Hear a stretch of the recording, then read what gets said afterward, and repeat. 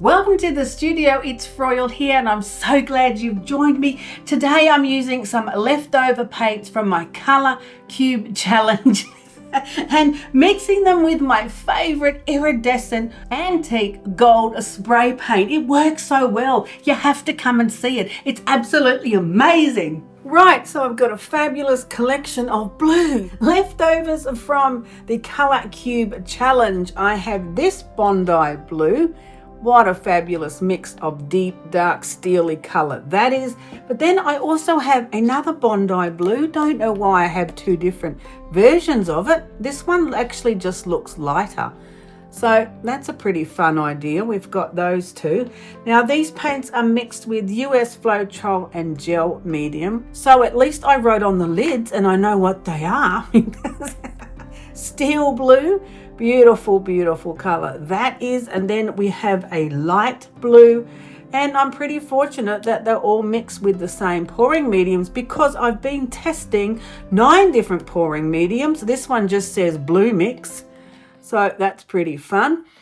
And I've been finding all sorts of different consistencies. Some of them work together and some of them don't. That's another random blue mix. And then I'm going to put some iridescent white. Look how beautiful that is. And I have just a standard white, titanium white. And then, almost forgot, I have a fabulous turquoise.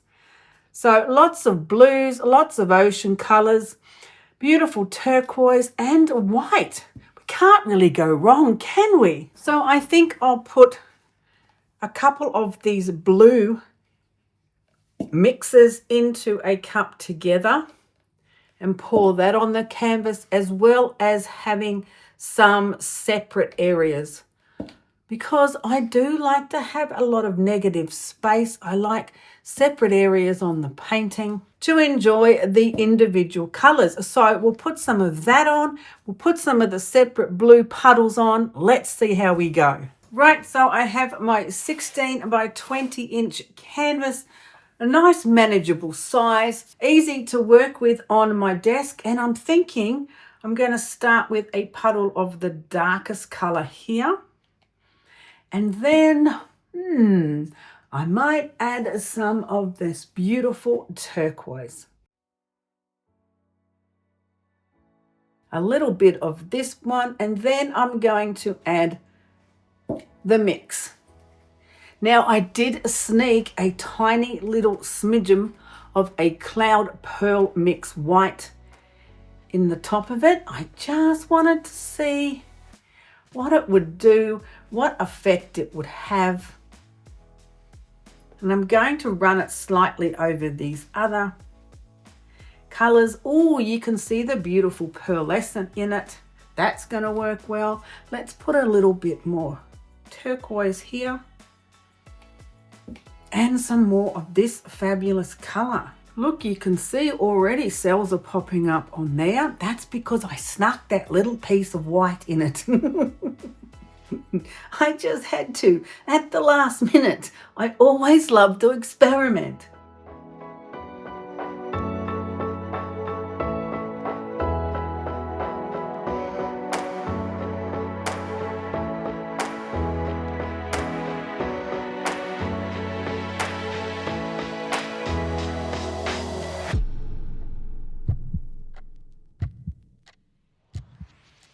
It's definitely got that beach vibe, so I think we're going to need to mess it up, spice it up just a little. Now I've got my favorite iridescent antique gold. This is the Liquitex spray paint.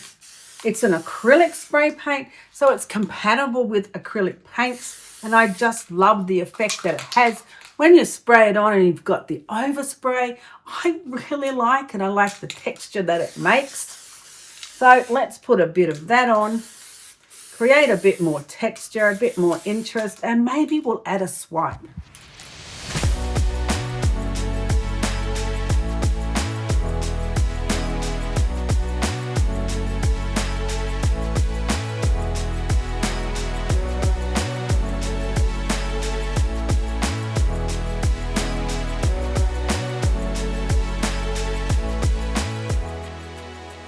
It's looking pretty beautiful. All the colors blend so well together, and I think it's got very much a beachy feel.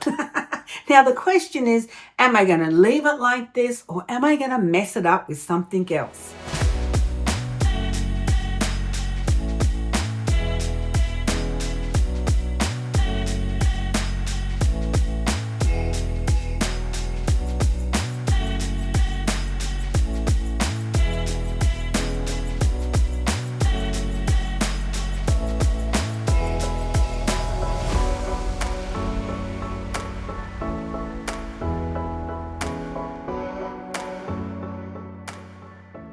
Now the painting dried up absolutely beautiful. I love the mix of the different blues and the turquoise.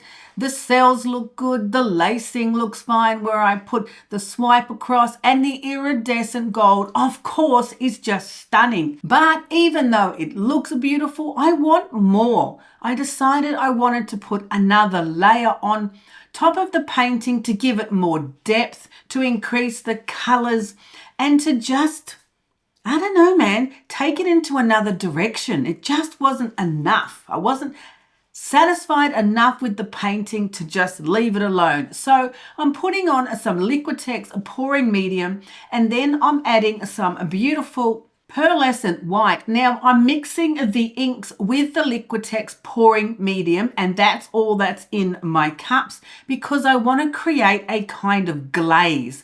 I want to create another layer on the top, but I don't want to lose what's underneath. I want to still see the beautiful colors and textures. I just want to enhance them, make them deeper, just give it that extra something. Also, the Liquitex Pouring Medium is going to make the top layer really glossy and shiny, and it's going to bring up all of the colors. I've also got some deep violet in with the pouring medium in the cup, a little dash of ink, and then lots of pouring medium to create that transparent glaze-like paint. And I'm putting that on with some beautiful blue. I'm also putting on the pearl white, and then in between that I'm adding just straight pouring medium so I can get a good blend across the canvas. I want to cover the entire canvas with this surface layer so it all becomes one cohesive layer of paint on top of that first beautiful painting. Now I'm hoping I didn't put too much paint or ink into these cups, because sometimes, oh man, I do get a little heavy-handed. But if you put too much paint or ink with the pouring medium, then it's going to completely block out your first layer of what's underneath, and I don't want that. I just want to enhance it. I don't want it to disappear completely. Moving it around, it does give me an idea of how much I can still see the underneath painting, but because the pouring medium is cloudy when it's wet and dries perfectly clear, sometimes it's a little difficult to really see exactly how much of that underneath layer is still going to be visible when it's dry. It's a little bit of a risk. That's all I'm saying. And sometimes I've managed to make it work amazing, and other times, oh man, not so much. But to develop your creativity, you have to push yourself forward. You have to try different things, experiment a little, and if it doesn't work out, then you'll know for the next time what not to do. It's the only way to learn, really. And learning develops your artwork and your creativity. And the more you develop your creativity, the better your paintings are going to be. So onwards and upwards, no fear. Keep creating, push forward, try different techniques, expand a little, stretch yourself, and see where your creativity takes you. So then when I was happy with the paint layer on the surface, I pulled out my favorite iridescent gold spray paint and just spritzed that across the canvas. I wanted to bring back that beautiful metallic shine. Trying not to put too much on, but just giving it a little bit of metallic gold. And I really hope it dries as good as I'm expecting. So what do you think? Should I left it alone after the first painting, or do you like the second layer more? Well, I think it was worth the risk. I absolutely love it. It's got far more depth to the painting. It's definitely more interesting. Have a look at the stunning layers of paint and, of course, the beautiful iridescent gold dancing across the surface of my painting. I think the risk was well worth it putting that second layer on. Now, remember, not too much paint or ink. Lots of the pouring medium creates like a glaze. So when you put that layer on top of your first painting, it just enhances. It brings out all of the colors. It creates more movement, more texture, and I think it creates a far more interesting painting.